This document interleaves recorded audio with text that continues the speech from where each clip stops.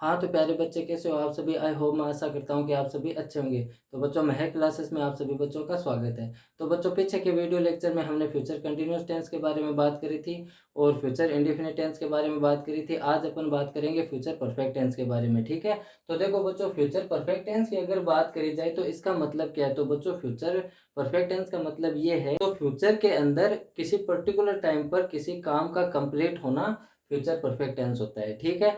और अगर इसके पहचान के वर्ड्स की बात करी जाए तो चुका होगा, चुकी होंगी, चुके होंगे या फिर चुका होगा या फिर दिया होगा, लिया होगा। तो इन दो वर्ड्स में भी आपको कंफ्यूज नहीं होना है, क्योंकि दिया होगा का मतलब दे चुका होगा या फिर लिया होगा मतलब ले चुका होगा। मतलब अगर मैं सेंटेंस को ऐसे कंप्लीट करूं तो इस टाइप के मतलब वाक्य बनेंगे, ठीक है? इस टेंस की अगर एचवी की बात करी जाए तो एचवी विल हैव और शैल हैव। वर्ब की बात करी जाए तो वर्ब की कौन सी फॉर्म आएगी? थर्ड फॉर्म आएगी। दूसरी सबसे बड़ी बात, अगर आपने प्रेजेंट परफेक्ट टेंस और पास्ट परफेक्ट टेंस नहीं देखा है तो आप एक बार उनको भी जरूर देखें। उनको देखने के बाद ये टेंस भी आपको थोड़ा और ज्यादा इजी लगेगा, ठीक है? चलो अपन स्टार्ट करते हैं। तो देखो बच्चों, सिंपल सेंटेंस की अगर बात करी जाए, साधारण सेंटेंस की बात करी जाए तो सबसे पहले सब्जेक्ट, उसके बाद विल या शैल, उसके साथ हमें क्या लगाना है? हैव, यानी कि विल हैव और शैल हैव। उसके बाद वी थ्री और उसके बाद ऑब्जेक्ट। वाक्य देखो, वह शाम तक आगरा पहुंच चुका होगा। तो अब अगर सेंटेंस से अगर अपन समझे तो फ्यूचर की इंटेंशन आ रही है कि मतलब फ्यूचर के अंदर किसी पर्टिकुलर टाइम तक ये चीज हो चुकी होगी, ठीक है? तो चलो देखो, सबसे पहले सब्जेक्ट चाहिए और वाक्य में सब्जेक्ट कौन है? वह चुका होगा, इसका मतलब लड़का है तो ही।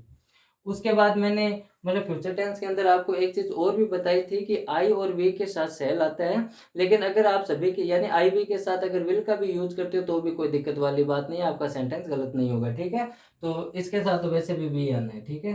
तो ही विल, उसके बाद हैव, उसके बाद वी थ्री यानी क्रिया की तीसरी फॉर्म हमें चाहिए। तो इसमें काम देखो क्या हुआ? पहुंच चुका होगा, तो पहुंचने को अपन रीच बोलते हैं। तो थर्ड फॉर्म क्या हो जाएगी? रीच्ड। फिर चाहिए ऑब्जेक्ट, अगर क्रिया पहुंचने की हो रही है तो वो कहाँ पहुंच रहा है? आगरा, तो आगरा, ठीक है? अब देखो टाइम आ रहा है शाम तक, है ना? शाम तक आ रहा है तो हमें यहाँ पर बाई का यूज करना है। बाई, शाम दे रखी है तो इवनिंग, बाई इवनिंग, ठीक है? अब इसमें तक आ रहा है तो आप ये भी मतलब गलती मत कर देना कि आप तक आ रहे हो तो स्टिल का यूज करते हो, तो स्टिल का यूज नहीं करना है। मतलब इसमें टाइम दिया हुआ है कि और फ्यूचर की इंटेंशन दे रहा है कि इस टाइम तक मतलब ये चीज हो चुकी होगी, तो हमें वो टाइम बाय के मतलब साथ लगाना है, ठीक है? तो बाय इवनिंग हो जाएगा। अगला वाक्य देखो, राम कल शाम तक अपना कार्य पूरा कर चुका होगा। तो राम इसमें सब्जेक्ट है, उसके साथ विल, ठीक है? उसके बाद हैव, यानी कि राम विल हैव, फिर वी थ्री। अब इसमें काम देखो क्या हो रहा है? पूरा कर चुका होगा, तो इसमें क्रिया क्या हो रही है? कंप्लीट। तो हमें थर्ड फॉर्म चाहिए कंप्लीटेड, ठीक है? सी ओ एम पी, तो ये हो जाएगा कंप्लीटेड। उसके बाद चाहिए हमें ऑब्जेक्ट, अगर काम क्रिया पूरा करने की हो रही है तो वो क्या कर रहा है? मतलब अपना काम, तो ये ऑब्जेक्ट हो जाएगा, तो हिज वर्क, ये ऑब्जेक्ट हो जाएगा। अब टाइम देखो, कल शाम तक, है ना? तो by tomorrow evening, by tomorrow evening, ठीक है? ये लो आपका सिंपल सेंटेंस हो गया। फिर अगर नेगेटिव की बात करी जाए तो नेगेटिव सेंटेंस में हमें क्या करना है? 3 नंबर पर नोट का यूज लेना लेना है और हैव को आगे मतलब ले जाना है, ठीक है? यानी कि सब्जेक्ट विल या सेल, उसके बाद नोट, उसके बाद हैव, उसके बाद वी थ्री और उसके बाद ऑब्जेक्ट, ठीक है? वाक्य देखो, वह इस साल के अंत तक घर नहीं बना चुका होगा। तो देखो नहीं आया तो नेगेटिव सेंटेंस, और चुका होगा, चुकी या चुकेगा। तो अब इसमें ज्यादा कोई कंफ्यूज होने की जरूरत नहीं है। इसमें क्या मैंने लिखा है? नहीं बना चुकेगा, तो चुकेगा या फिर चुका होगा एक ही बात है, ठीक है? तो हमें सब्जेक्ट के वाक्य में कौन है? वह चुकेगा यानी लड़का है, तो ही।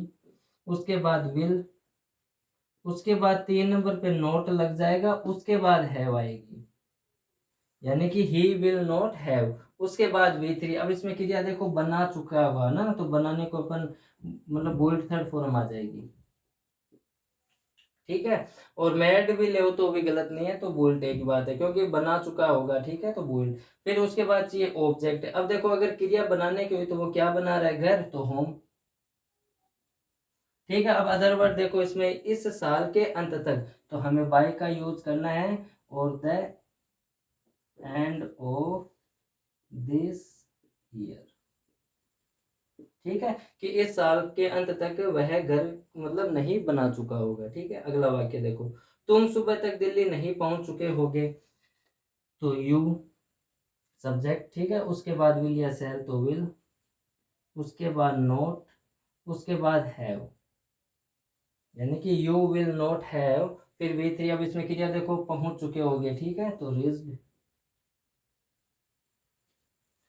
फिर चाहिए ऑब्जेक्ट, अगर क्रिया पहुंचने की हुई तो कहाँ, टू दिल्ली,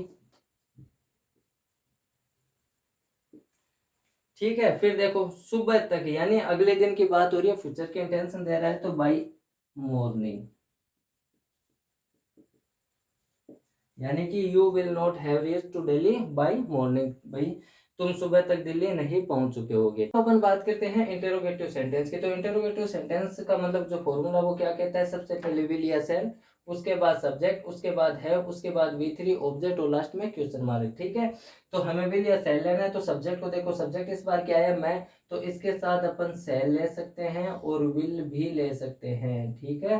तो दोनों ही मतलब सही है, गलत नहीं है, ठीक है। उसके बाद खुद आएगा सब्जेक्ट, तो आई, उसके बाद है, उसके बाद V3। अब इसमें क्रिया देखो, दे चुका होऊंगा, देने की क्रिया हुई तो गिव, और थर्ड फॉर्म क्या होती है, गिवन।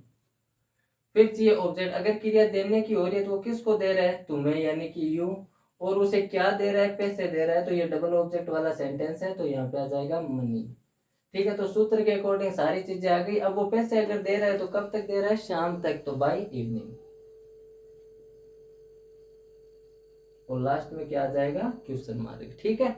अब इसको अपन नेगेटिव भी बनाना चाहे तो कैसे बनाएंगे, shall I have, sorry shall I not have, यानी 3 नंबर पे यहाँ पे क्या आ जाएगा, नॉट आ जाएगा, फिर हैव, फिर V3, उसके बाद ऑब्जेक्ट, यानी कि shall I not have given you money by evening, यानी मैं तुम्हें शाम तक पैसे नहीं दे चुका हूँगा, ठीक है। चलो इंटेरोगेटिव नेगेटिव को भी देखते हैं। अब देखो 3 नंबर पे क्या आ रहा है, नोट आ रहा है। अगर मैं इस नोट को गायब करता हूँ तो देखो सेम स्ट्रक्चर वापस बन जाता है, बस 3 नंबर नोट आ जाता है, ठीक है। वाक्य देखो, क्या 2 बजे तक पुलिस चोर को नहीं पकड़ चुकी होगी, ठीक है। तो विल या शैल चाहिए, तो इसमें सब्जेक्ट कौन है, पुलिस, तो विल, उसके बाद कुछ सब्जेक्ट है पुलिस,